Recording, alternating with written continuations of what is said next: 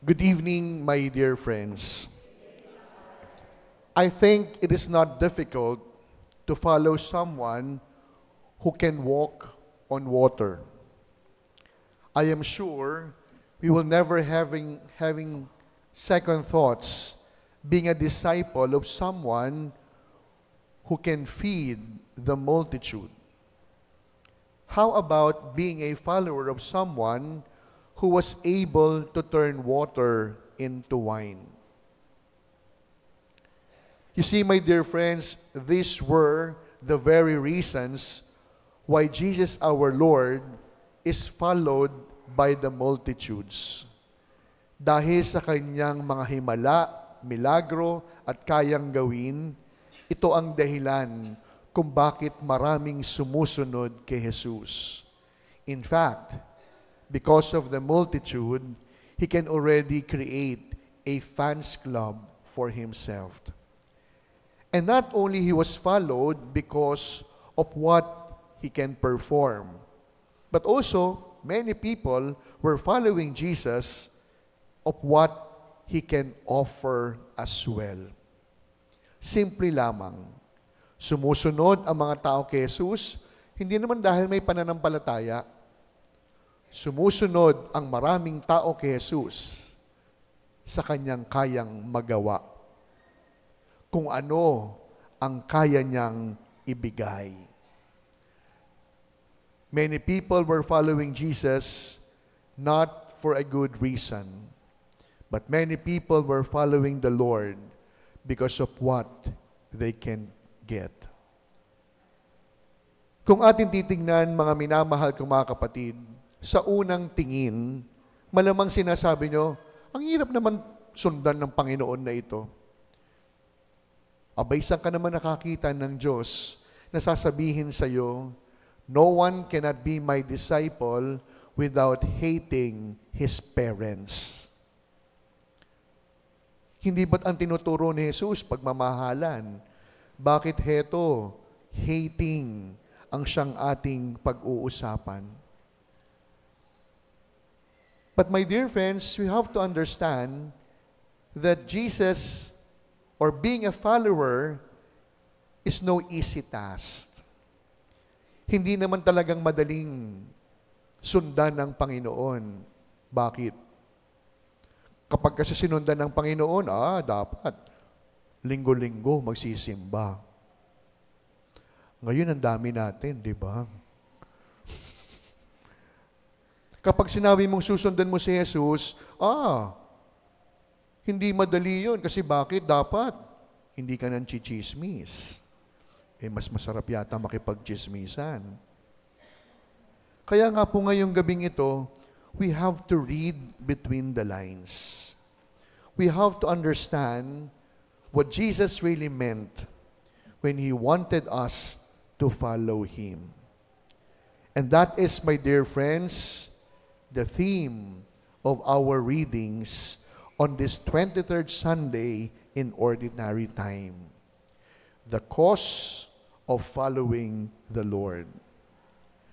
The first point, my dear friends, is following Jesus is very costly. Sa Tagalog, mahal. At kapag ang isang bagay ay mahal, hindi siya mura. Because to be a follower of the Lord is too costly to pay. Bakit? Mahal ang ipinangbayad para sa minamahal.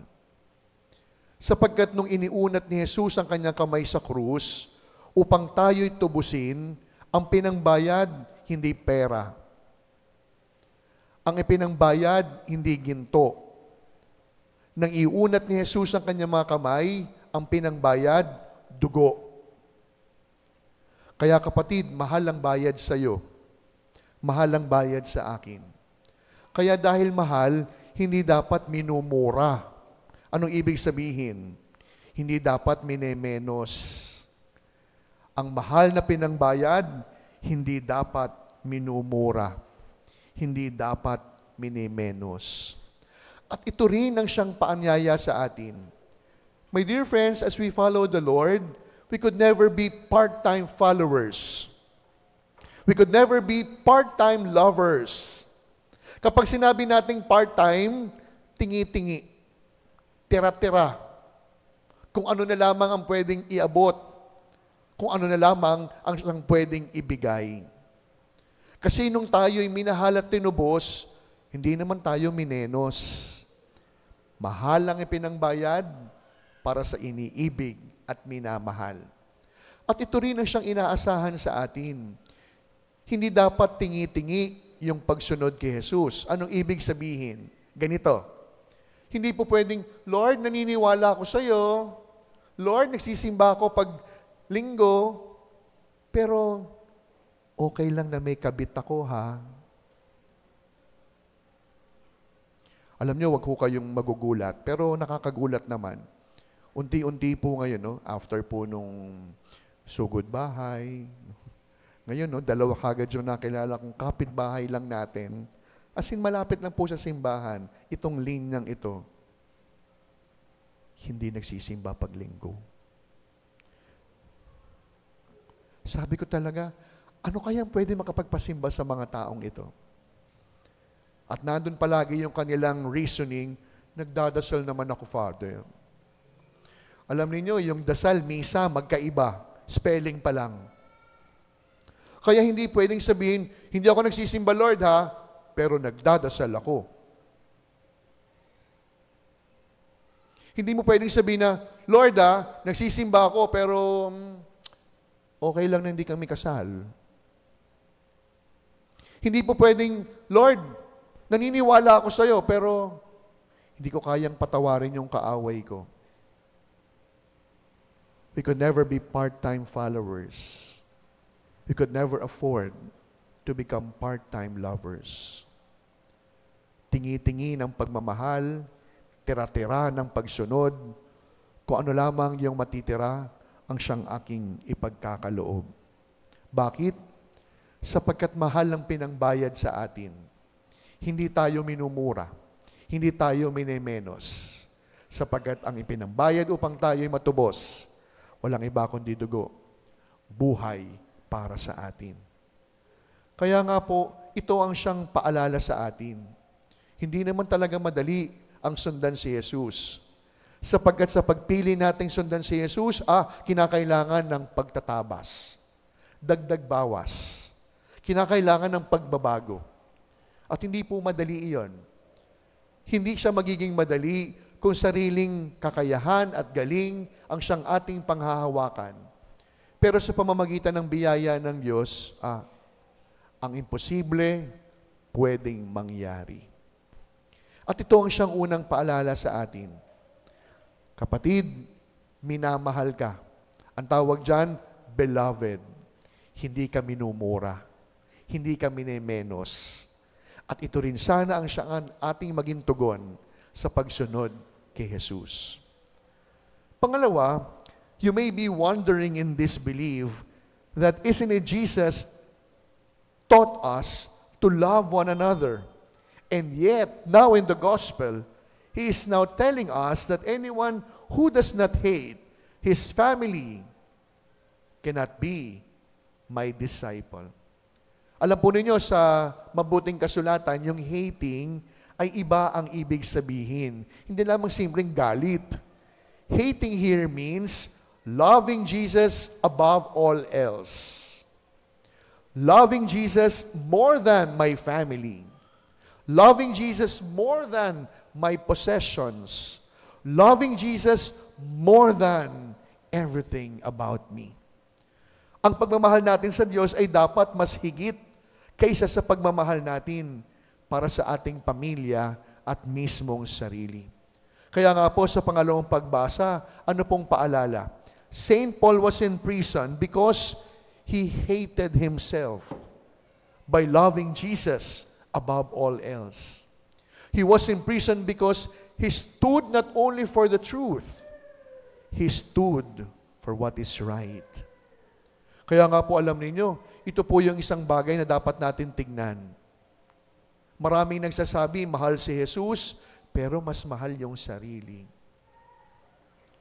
Maraming tao magsasabi, mahal yung magulang, pero mas mahal yung barkada. Maraming mga ama magsasabing, mahal ko yung aking pamilya, pero merong ibang iniibig. May mga anak na magsasabing, mahal ko si nanay at si tatay, pero mas mahal yung kanyang bisyo. Kaya nga po ngayon, ang maging pamantayan natin, una at higit sa lahat, pagmamahal sa Diyos. Bakit? Sapagkat sa ating pag-ibig kay Jesus, tuturuan niya tayo kung paano magmahal. Sa ating pagmamahal sa Diyos, pagpapalain niya tayo upang tunay na umibig. Kaya nga po, ito po yung pangalawang paalala po sa atin. The more we love Jesus, the more He will teach us to love others as well. Hindi ba anong sabi po ni Saint Teresa ng Calcutta, India? Love until it hurts. But you see, that is the irony of love. Even if in the midst of sacrifice, even if we are having difficulty, if there is love, that cross becomes a sweet burden for us. Isang klaseng na example, yung mga magulang na naririto. Hindi ba't kapag mahal nyo yung inyong mga anak, hindi mo masasabihin na, kaya ako nagpapakahirap Hindi. Gagawin mo ang lahat sa ngalan ng pag-ibig. Kaya nga hindi natin maunawaan yung mga magulang na nag-iiwan ng kanilang mga anak. Pag tinanong mo, ba't mo iniwanan yung anak mo? Para po magkaroon siya ng magandang kinabukasan. Mali. Sapagkat yung pag-ibig, kahit nahihirapan, pipiliin pa rin magmahal.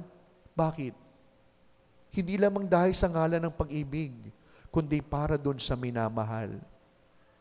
Kaya mga minamahal ko mga kapatid, paalala, kapag sinabi mong mahal mo ang Diyos, dapat nagsisimba. Kapag sinabi mong mahal mo ang Diyos, dapat sumusunod. Baka kasi sinasabi mong mahal mo ang Diyos, pero mas mahal mo ang iyong sarili.